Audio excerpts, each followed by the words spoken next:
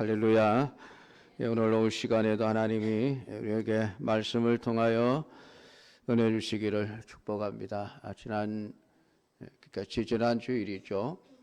지난 주일에는 헌신 예배로 우리 한창수 목사님 말씀을 전하셨고, 그 전주에 우리가 16절까지 말씀을 통해서 하나님이 추수하시는 그 추수에 관하여 말씀을 드렸습니다.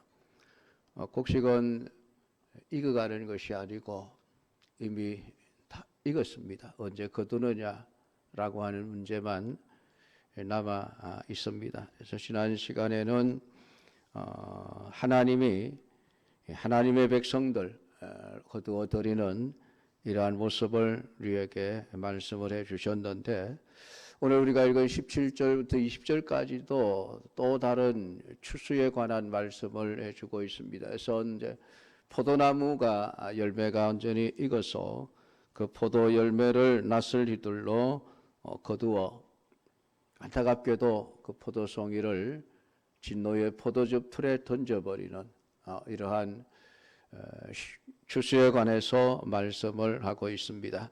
왜 익은 포도를 진노의 포도주 틀에 던지시는가? 오늘 이 본문은 심판에 관한 말씀입니다. 심판이라고 하는 것은 있을 수도 있고 없을 수도 있는 것이 아니고 마지막 때에 필연적으로 있는 사건입니다.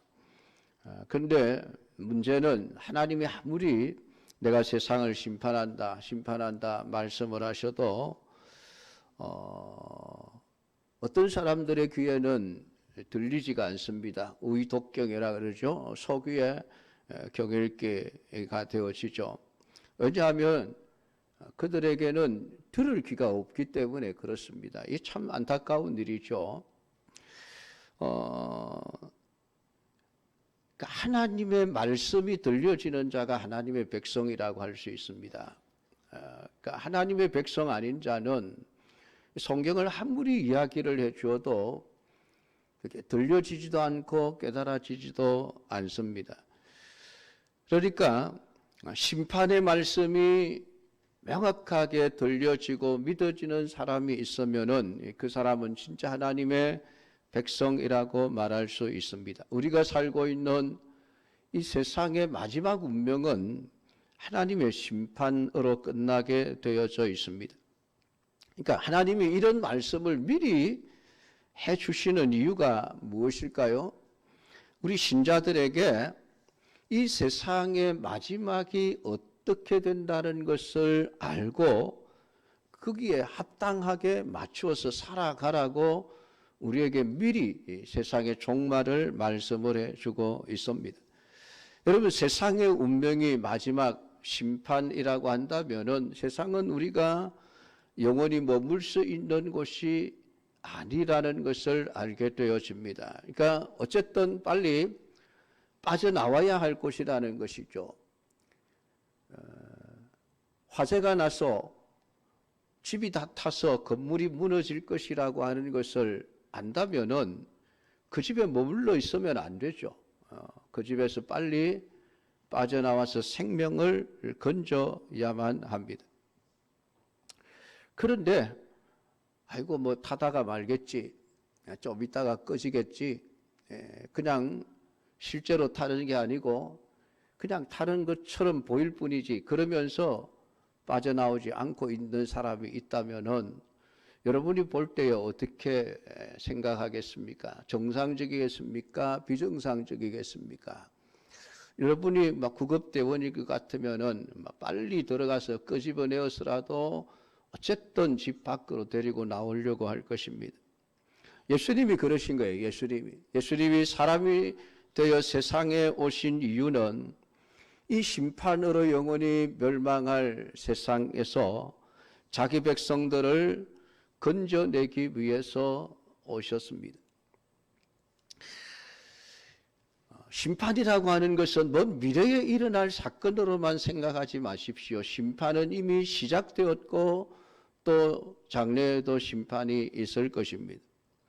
그러니까 신자의 구원이 마찬가지입니다. 미래에 일어날 어떤 사건이 아니라 이미 우리는 구원받았고 또 구원받게 될 것이라고 이렇게 표현을 할 수가 있는 것입니다. 그 신자는 구원을 받기 위한 신앙생활을 하며 살아가는 것이 아니고 구원 얻은 자로서 신앙생활을 하는 것입니다. 그게 달라요. 물론 100% 그렇다라고 말할 수는 없겠죠. 우리는 그 사람의 영적인 상태를 제대로 파악할 수가 없기 때문에 저 사람이 진짜 구원을 얻었는지 얻지 못했는지 우리는 알지 못하지만은 하나님은 아십니다. 아는데, 그러니까 신앙생활은 구원을 얻기 위해서 우리가 노력하고 애쓰는 것이 아니라 예수님이 우리에게 완성시켜서 주고자 하시는 그 구원을 선물로 받아서 이미 구원이 완성된 자로서 구원의 은혜 속에서 살아가는 것입니다. 그러니까 우리가 세상을 사는 것은 나 구원받았어, 나 구원받은 자야 라고 하는 것을 증거하면서 드러내면서 살아가는 삶이 되어져야만 합니다. 심판도 미래의 사건이 아닙니다. 이미 심판은 일어났습니다. 요한복음 3장 18절 말씀에 보면 그를 믿는 자는 심판을 받지 아니하는 것이요 믿지 아니하는 자는 하나님의 독생자의 이름을 믿지 아니하므로 벌써 심판을 받은 것이라. 믿지 않는 그 자체가 이미 하나님의 심판을 받은 것이다라고 이야기를 하고 있습니다. 많은 사람들이 심판에 대해서 그냥 느긋한 마음이 듭니다. 왜냐하면 심판은 먼 미래에 일어날 일이고 있을지 없을지도 모르는 그런 일이기 때문이라고 생각을 하는 것이죠. 그러니까 심판에 대해서 늘 느긋한 생각을 하고 살아가고 있습니다. 그러나 심판은 이미 시작이 되었습니다. 언제부터입니까? 이미 에덴 동산에서부터 아담과 하와가 범죄한 그 순간부터 이미 하나님은 세상을 심판하셨습니다. 그러니까 심판은 이미 완성된 것이라고 말할 수 있습니다. 물론 그 심판 가운데서 이제 구원하시기 위한 하나님의 구원 사역을 해오신 것이고 그 심판 가운데서 건져내는 것을 구원이라고 우리에게 말씀을 해주고 있습니다. 그렇기 때문에 이 신자의 어떤 그 구원 또 이 세상에 대한 심판이라고 하는 것은 그냥 단순히 나중에 있을 일 정도로 생각을 하면 안 된다는 것입니다. 이미 세상은 심판을 받았고 그 심판 가운데서 우리는 구원을 받았으며 구원받은 자로서 마지막 하나님이 모든 것을 정리할 그날을 기다리면서 살아가고 있는 상태라고 하는 것입니다. 오늘 우리가 읽은 성경에 18절에 보면 불을 다스리는 다른 천사가 제단으로부터 나와 예리한 낯가진 자를 향하여 큰 음성으로 불러 이르되 네 예리한 낯을 이둘러 땅에 포도송이를 거두라 그 포도가 익었느니라 라는 말씀을 하고 있습니다.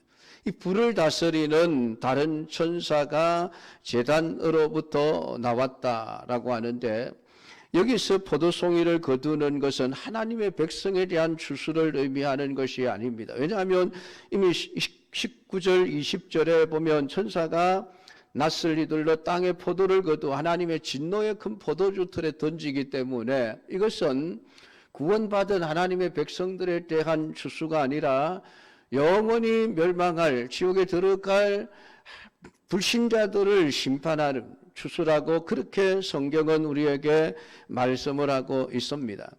포도를 거두어서 하나님의 진노의 틀에 던져서 틀을 밟으라 라고 말씀을 하는데 이것은 하나님의 심판의 표현입니다. 우리 구약 성경을 읽어보면 진노의 포도주 틀에라고 하는 말이 굉장히 많이 등장합니다. 특히 선지서에 많이 등장을 합니다.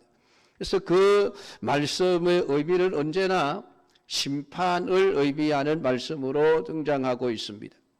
그러니까 14절부터 20절까지의 말씀은 모두가 하나님의 추수에 대한 말씀이지만은 16절까지는 하나님의 구원받은 백성에 대한 추수를 말하고 오늘 본문 17절부터 만약 20절까지는 하나님의 백성이 아닌 자들, 즉 멸망의 심판을 지금 말씀을 하고 있는 것입니다. 중요한 것은 진노의 톨에 던져져서 밟히는 것은 마지막 때의 사건이지만은 진노의 톨에 던져질 익은 포도를 거두는 것은 지금 현재 진행되어지고 있는 일이라는 사실입니다. 그래서 하나님은 날마다 세상을 심판하고 계십니다. 근데 그것을 사람들이 깨닫지를 못하고 알지 못하고 심판을 보지 못한 채 살아가고 있을 뿐입니다. 세상은 하나님의 은혜에 대해서 감사하지 않습니다. 왜냐하면 자기들 힘으로 세상을 살아가고 있다고 생각하기 때문입니다. 그들에게 하나님의 은혜는 없습니다. 비, 공기, 그냥 자연적인 현상일 뿐이죠. 하나님이 베푸시는 은혜라고 인정하지를 않습니다. 자신들이 소유하고 있는 것들은 자신들이 열심히 일하고 노력하고 수고해서 벌어들인 자기의 것이라고 생각을 하지 하나님의 은혜로 주신 것이라는 생각을 하지 못합니다. 분명히 자신들이 땀 흘리고 수고하고 아침부터 직장에 나가서 상사들 눈치를 보고 그러면서 욕을 먹어가면서 수고해서 벌어들인 것이기 때문에 이것이 하나님의 은혜라는 생각을 전혀 할 수가 없는 것이죠. 이건 내가 벌어들인 내 거야 라고 하는 것이죠. 이것이 여러분 심판 속에 있는 사람들의 모습입니다. 여러분 죄인이 되어가고 있는 것이 아니라 이미 죄인이라고 하는 것을 우리는 알아야만 합니다. 심판받을 죄인이 되어져 가는 상태에 있는 것이 아니라 이미 심판받은 죄인이라고 하는 것을 우리는 세상 사람들을 보면서 그것을 생각해야만 한다는 것입니다. 신자의 구원 역시 점점 완성되어져 가는 것이 아니라 이미 완전한 구원으로서 우리에게 주어진 것처럼 심판 역시 마찬가지입니다.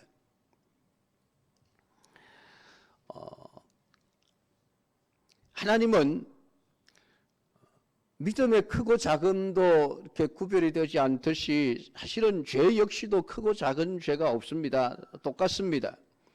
죄에 대한 세상의 기준은 형량에 따라 다 달라지죠. 죄 경중을 따져서 도둑질보다는 살인죄를 더 큰 죄로 여기고 더 큰 벌을 줍니다. 그러나 하나님 앞에서는 큰 죄, 작은 죄가 없습니다. 모든 죄가 하나님의 심판의 대상일 뿐이죠.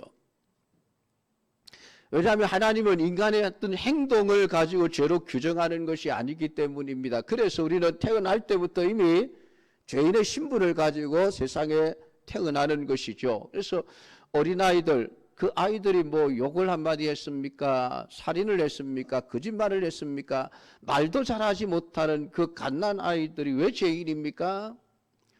그들이 어떤 나쁜 짓을 했나요? 똥을 싸서 그렇습니까? 아니지 않습니까?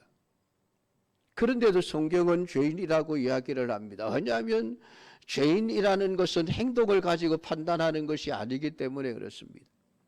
그러니까 하나님 앞에서 죄의 경중은 별 의미가 없는 것이죠. 도둑질하는 것이나 거짓말하는 것이나 살인하는 것이나 똑같을 수밖에 없습니다. 성경은 행동 이전에 이미 사람이라고 하는 그 신분 존재 자체를 죄로 규정을 하고 있는 것입니다.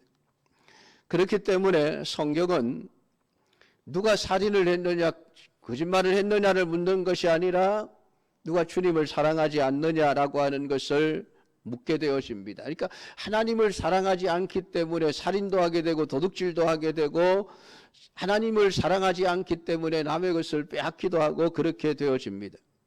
자기를 사랑하기 때문이죠. 그래서 남에게 피해를 입혀서라도 내 이익을 위해서 다른 사람들의 피를 흘리는 것조차도 마다하지 않는 것입니다. 그러니까 이미 익은 것이라면 익은 포도를 거두는 일은 이미 시작된 사건이라고 하는 것을 우리에게 분명하게 말씀을 해주고 있습니다. 죄는 처음부터 완전한 죄로 인간에게 존재하죠. 누가복음에 보면 10명의 나병 환자가 등장합니다. 예수님이 그들을 집으로 가서 제사장에게 내 몸을 보이라 하시면서 돌려보냈는데 가다가 10명의 나병 환자들이 똑같이 고침을 받게 되어집니다.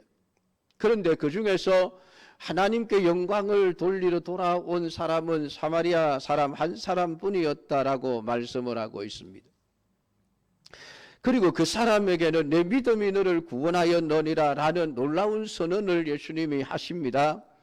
오늘 이 사건은 우리에게 은혜를 받았으면 감사하고 살아야 한다는 것을 가르치기 위한 비유가 아닙니다. 오늘 이 사건에서 생각할 것은 10명의 나병 환자들에게 예수님은 똑같은 은혜를 동일하게 베풀어 주셨다는 것이죠. 똑같이 병고침을 받았다는 것입니다. 불신자, 신자의 구분이 없었습니다. 그러나 구원은 오직 한 사람에게만 주어졌다고 성경은 선언을 하고 있습니다. 결국 불치병이라고 알려졌던 나병을 고침받는 신기한 기적의 역사를, 그 엄청난 은혜를 받았음에도 불구하고 구원받지 못한 사람들이 9사람이라는 것이죠. 그런데 중요한 것은 그 구원받지 못한 사람이나 구원받은 사람이나 똑같이 하나님의 치유의 은혜는 똑같이 주어졌다는 얘기예요. 그러니까 그것이 구원받지 못한 자를 구별하는 것이 아니다라고 하는 것이죠. 우리가 생각할 때에 나병을 고침받은 그 놀라운 이적의 사건은 그가 신자이기 때문에 하나님으로부터 주어진 것이어야만 된다고 우리는 생각을 합니다. 믿음이 있으니까 고침을 받은 것이 아니냐라고 생각을 하죠. 그러나 9사람의 나병 환자들은 병고침을 받는 은혜는 받았지만은 구원을 받지 못한 자로 구별이 되어져 있습니다. 그러니까 세상에 하나님이 주시는 은혜가 구원과 연결되는 것이 아니라는 점을 우리는 분명히 알아야만 합니다. 쉽게 예를 들자면은 사형 선고를 받은 어떤 신자가 기도에서 병이 나았다라고 할 때에 그것을 하나님의 놀라우신 기적으로 은혜로 말하면서 그 사람의 믿음이 신실하기 때문에 은혜를 받았다라고 사람들이 이야기를 할 것입니다. 그러면서 구원은 기정사실화해버릴 것입니다. 그러나 문둥병, 나병을 고침받은 9사람이 구원을 받지 못했다라고 하는 것을 우리가 어떻게 생각해야 될 것입니까? 그러니까 나병이 고침받은 은혜라고 하는 것은 구원받을 자와 구원받지 못할 자를 구별하지 않고 모두에게 주시는 일반적인 은혜라는 것이죠. 그러니까 우리 육신을 가지고 세상을 살아가는 동안에 하나님이 모든 사람에게 은혜를 다 베풀어 주십니다. 그것은 구원받은 자와 구원받지 못한 자를 구별하지 않습니다. 똑같이 주십니다. 비를 주실 때에 구원받은 자와 구원받지 못한 자를 구별하지 않습니다. 똑같이 비를 주십니다. 햇볕을 주실 때도 마찬가지죠. 공기를 주시는 것도 마찬가지입니다. 우리 인간이 살아가는 데 있어서 먹을거리 역시 마찬가지입니다. 하나님이 신자들에게만 특별히 구별해서 주고 불신자들은 쫄쫄 굶게 하시는 그런 식으로 일하시는 것이 아니에요. 그러니까 그냥 단순히 일반적인 은혜를 가지고 그 사람이 구원을 받았다 안 받았다 우리가 판단할 수는 없습니다. 근데 중요한 것은 하나님의 은혜를 받았을 때에 그것을 하나님의 은혜로 아는가, 하나님의 은혜로 알지 못하는가라고 하는 것을 가지고 우리는 구원받았느냐 받지 않았느냐 하는 것이 드러나게 되어집니다. 구원받은 자는 자신이 받은 그 나병의 치유라고 하는 것이 그냥 어쩌다가 우연히 일어난 사건이 아니라 하나님께서 내게 주신 은혜라는 것을 깨닫게 되어지죠. 그러니까 예수님께 돌아와서 예수님께 찬송과 영광을 돌리게 되어집니다. 하나님께 영광을 돌리게 되어지죠. 그러나 나머지 9사람은 똑같은 병고침을 받았지만 그것이 하나님의 은혜라는 것을 깨닫지 못한 채 그냥 집으로 가버렸습니다. 와, 기적이 일어났구나, 신기한 일이 일어났네, 그리고 끝이에요. 왜 그렇습니까? 이미 그 심령에 은혜가 없으니까 하나님이 주시는 은혜를 은혜로 깨닫지를 못하는 게 아무리 아무리 놀라운 기적을 주어도 깨닫지를 못하는 것이죠.